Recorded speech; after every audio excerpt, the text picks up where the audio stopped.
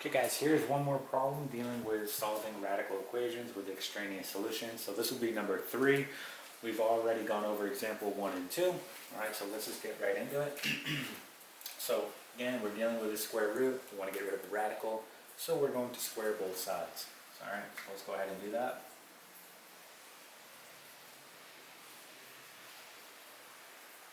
And the same thing here.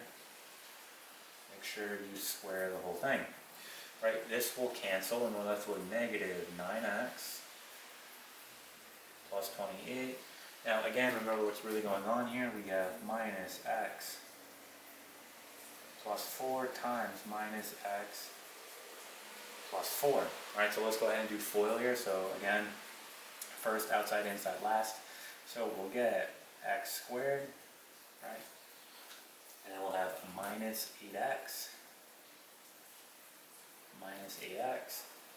Okay, and I'll have positive 16, so plus 16. Okay.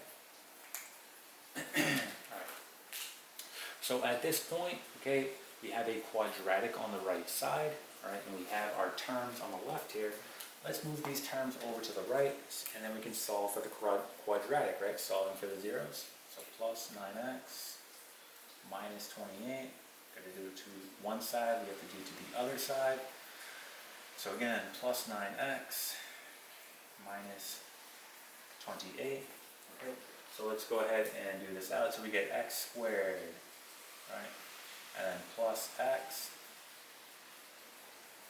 Okay, and then we have positive 16 and a negative 28. Okay, so we're going to get here negative 12. And again, this is all going to be equal to 0. All equal to 0. So at this point, we want to solve the quadratic, right, in order to get our solutions here. So we're going to factor, right? Now remember, you can maybe probably do this in your head, all right? Or if you want to use the AC method, that's fine as well. Again, A times C, so this is our A, this is our C. Again, going back to the quadratic equation, which is ax squared plus bx plus c. So A times C here is going to be negative 12 because it's 1 times negative 12. What two numbers now when I multiply are going to be negative 12, but add up to my B value, which is positive 1. Well, that will be 4 and negative 3. So here are our values we're going to use when we factor. So we get x plus 4 and x minus 3. Okay? Take each one of your factors and solve, so we get x plus 4 equal to 0, and then x minus 3 equal to 0. Okay, when we solve them now, we get x equals negative 4 and x equals 3. Okay, so here are our two solutions. We need to check to see, okay, if we're dealing with an extraneous. Alright, so let's go ahead and erase our work here.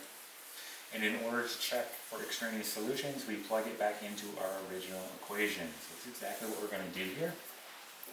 Okay, so let's start with negative 4 and let's plug it in and let's see what happens here. Okay, so here we go. We're going to have negative 4, right, times negative 9, which is going to be 36, plus 28, equal to, and again, two negatives make a positive here, so we'll have 4 plus 4. Okay. Then we have 36 plus 28, and we get 64, equal to 8. So again, if you haven't seen the previous videos on these examples, we went over this, but I'll go over it again. All right. When you see this square root of 64, you may think plus or minus. However, okay, go back to your parent function. That mark is not working. So let's go back to our parent function.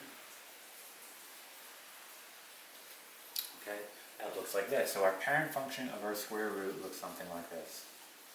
Okay, look at our domain, look at our range here. Our domain is going to be all numbers greater than or equal to 0. Our range is going to be all numbers greater than or equal to 0. So if we look at this now, right, look what happened, right? We had it looks like we had a reflection, okay, across the y-axis.